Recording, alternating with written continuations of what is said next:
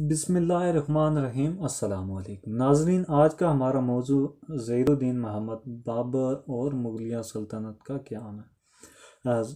ظہیر الدین محمد بابر مغلیہ سلطنت کا بانی تھا، جو کہ 1483 کو فرغانہ موجودہ ازبکستان میں پیدا ہوا۔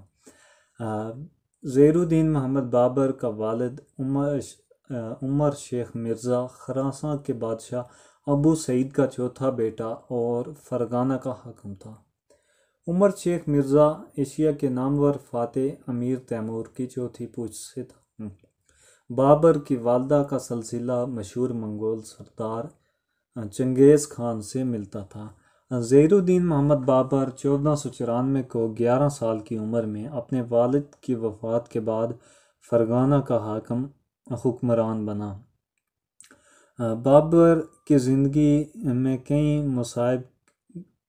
کئی طرح سے مصائب کا شکار رہی۔ وہ ایک عظیم الشان سلطنت قائم کرنا چاہتا تھا۔ اپنے مقصد کو سامنے رکھتے ہوئے اس نے سمرقند فتح کیا، مگر اس کی غیر موجودگی کا فائدہ اٹھاتے ہوئے اس کے چھوٹے بھائی جہانگیر مرزا نے فرغانہ میں بغاوت کر دی۔ بابر فرغانہ کی بغاوت کو ختم کرنے کے لیے جیسے ہی سمرقند سے نکلا تو اس کے چاچا زاد بھائی سلطان علی نے سمرقند پر قبضہ کر لیا۔ نتیجتاً اسے فرغانہ کے ساتھ سمرقند سے بھی ہاتھ دھونا پڑے۔ بالآخر ایک سال تک بے تخت و تاج بادشاہ کی طرح مارا پھرنے کے بعد اس نے فرغانہ پر دوبارہ قبضہ کرنے کے ساتھ 1504 میں کابل کو بھی فتح کر لیا۔ ایک عظیم سلطنت کے قیام کے مقصد کو سامنے رکھتے ہوئے بابر نے ایران کے بادشاہ شاہ اسماعیل صفوی سے چند شرائط کے بدلے فوجی امداد لے کر 1511 میں سمرقند دوبارہ فتح کر لیا۔ اس کے ساتھ ہی بابر کی سلطنت تاشقند، سمرقند، فرغانہ، کابل اور غزنی تک پھیل گئی، مگر یہ عروج عارضی ثابت ہوا اور اسے اپنے خاندان کے لوگوں کی مخالفت سے ازبک سردار عبید اللہ خان سے شکست کھا کر سمرقند کو ہمیشہ کے لیے چھوڑنا پڑا۔ بابر وسط ایشیا سے مایوس ہو کر 1513 میں واپس کابل لوٹ آیا اور اس کے بعد اس نے اپنی توجہ ہندوستان کی تقسیم پر مرکوز کی۔ ظہیر الدین محمد بابر کابل کی فتح کے بعد ہندوستان کو تقسیم کرنا چاہتا تھا، مگر حالات کے سبب وہ اس طرف خاطر خواہ توجہ نہ دے سکا۔ وسط ایشیا سے مایوس ہونے کے بعد وہ پوری طرح ہندوستان کی طرف متوجہ ہو گیا۔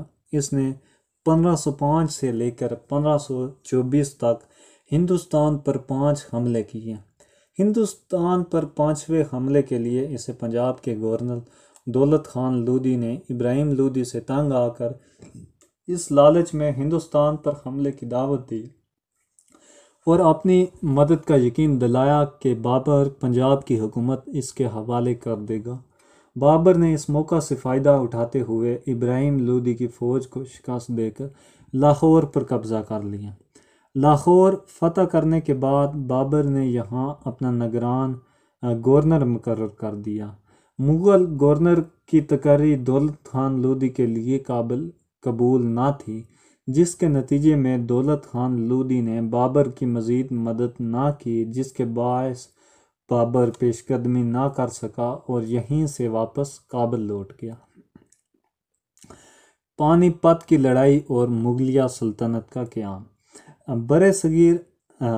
بابر کے جانے کے بعد دولت خان لودھی نے دوبارہ پورے پنجاب پر قبضہ کر لیا۔ ان حالات کو دیکھتے ہوئے ظہیر الدین محمد بابر نے ہندوستان پر فیصلہ کن حملہ کرنے کا ارادہ کیا۔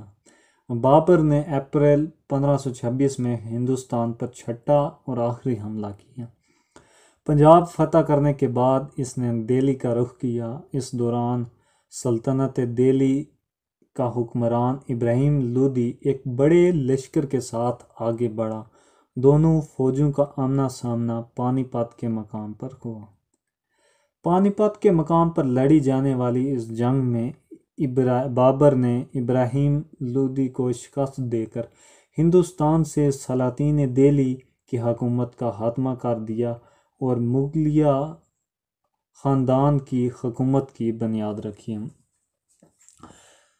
اس کے بعد پانی پت کی شکست کے بعد افغان اور ابراہیم لودھی کے بھائی محمود لودھی کی سرکردگی میں منظم ہو کر دہلی کا کھویا ہوا تخت واپس لینے کی کوشش کر رہے تھے۔ دوسری طرف راجپوت سردار موتیدا ماز بنا کر بابر کو ہندوستان سے نکالنے کے لیے تدابیروں میں مصروف تھے۔ اس مقصد کے لیے افغان ان کے ساتھ تھے۔ دوسری طرف بابر مزید فتوحات کر کے اپنی سلطنت کو وسعت دینے میں مصروف تھا۔ اس عرصے میں راجپوتوں نے بابر کو ہندوستان سے نکالنے کے لیے چھیڑ چھاڑ شروع کی اور افغان بھی بابر کے خلاف آمادہ جنگ ہوئے۔ رد عمل کے طور پر بابر نے راجپوتوں اور افغانوں کی قوت کو سختی سے کچلنے کا فیصلہ کیا اور بالآخر وہ ایسا کرنے میں کامیاب ہو گیا۔ جنگ کنواہا، یہ جو بابر کی لڑائی تھی، یہ 1527 میں پانی پت کی لڑائی سے قبل ریاست میواڑ کے راجا سنگرام عرف جس کا تھا رانا سانگا نے کابل میں اپنا وفد بھیج کر بابر کو اپنی حمایت کا یقین دلایا تھا، کہ جبکہ حسب وعدہ اس نے پانی پت کی جنگ میں بابر کی مدد نہیں کی تھی۔ اس کا خیال تھا کہ بابر بھی اپنے جد امجد تیمور کی طرح حملہ کرے گا اور لوٹ مار کے بعد واپس جائے گا اور لودھی سلطنت ختم ہو جائے گی، جس کے بعد رام راج کی راہ ہموار ہوگی۔ لیکن بابر کا ہندوستان میں مستقل قیام کا ارادہ دیکھ کر اس نے مغلوں کو بزور شمشیر یہاں سے نکالنے کا ارادہ کیا۔ بابر اور رانا سانگا کے درمیان مارچ 1527 کو آگرہ سے 37 میل دور کنواہا کے میدان میں خون ریز جنگ ہوئی۔ بابر کی فوج کی تعداد 10,000 تھی اور رانا سانگا کی فوج کی تعداد 90,000 تھی۔ بابر کی بہترین جنگی حکمت عملی کے سبب رانا سانگا کو اس جنگ میں شکست ہوئی۔ رانا سانگا زخمی ہوا اور زخمیوں کی تاب نہ لا کر 2 سال بعد فوت ہو گیا۔ اس طرح راجپوتوں کی قوت کا خاتمہ ہو گیا۔ جنگ کنواہا کے بعد مغل حکومت کو استحکام حاصل ہوا اور بابر حقیقی معنوں میں شمالی ہندوستان کا بادشاہ بن گیا۔ چندریری کی فتح 1528 بابر افغانوں اور راجپوتوں کے گٹھ جوڑ کو ختم کرنے کے لیے 1528 میں قلعہ چندریری پر حملہ آور ہوا، جو بھوپال کے قریب بندیل کھنڈ اور مالوا کی سرحد پر واقع تھا، جس پر مشہور راجپوت سردار مونی رام راؤ کی حکومت تھی۔ مونی راؤ نے بہادری کے ساتھ بابر کا مقابلہ کیا مگر شکست کھا کر مارا گیا۔ بابر نے چندریری پر بھی قبضہ کر لیا۔ گاگری کی لڑائی بابر کی راجپوتوں سے جنگ کے دوران ابراہیم لودھی کے بھائی محمود لودھی نے بہار میں اپنا اقتدار قائم کر لیا تھا۔ متعدد افغان سردار اس کے جھنڈے کے تلے جمع ہو گئے تھے۔ بابر افغانوں کی قوت ہمیشہ کے لیے ختم کر دینا چاہتا تھا اور افغانوں سے فیصلہ کن جنگ لڑنے کے لیے وہ مشرق کی طرف روانہ ہوا، مگر اس کی آمد کی خبر سن کر محمود لودھی بھاگ کر بنگال میں پناہ گزین ہو گیا۔ بنگال کا حاکم نصرت شاہ شروع سے ہی محمود لودھی کی پشت پناہی کر رہا تھا۔ بابر نے نصرت شاہ سے خط و کتابت کے ذریعے محمود لودھی تک پہنچنے کے لیے راستہ مانگا۔ اور انکار کی صورت میں جنگ کی دھمکی دی، جس کے بعد نصرت شاہ نے راستہ دے دیا۔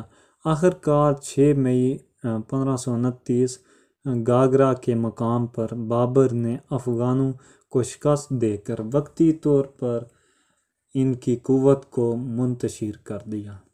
معاہدہ بنگال: بابر نے افغانوں کی قوت کو منتشر کرنے کے بعد بنگال کے حاکم نصرت شاہ سے ایک معاہدہ کیا، جس کے تحت دونوں نے ایک دوسرے کے علاقے کا احترام کرنے کا وعدہ کیا۔ دونوں نے طے کیا کہ اب آئندہ ایک دوسرے کے دشمن کو پناہ نہیں دیں گے، اور گاگری کی لڑائی بابر کی زندگی کی آخری مہم تھی، اور اس کے بعد بخار بھی بابر کی سلطنت میں شامل ہو گیا۔ اب بابر کی سلطنت کی حدود بدخشاں سے لے کر بہار تک اور ہمالیہ سے لے کر چندریری تک پھیل گئی تھی۔ بابر اس کے بعد زیادہ عرصہ زندہ نہ رہا اور چند دن بیمار رہ کر 26 دسمبر 1530 کو فوت ہوا۔ بابر کو آرام باغ آگرہ میں بطور امانت دفن کیا گیا، جہاں سے بعد میں اس کی وصیت کے مطابق اس کی میت کو کابل لے جا کر اس کے باغ میں دفن کیا گیا۔ Thanks for watching.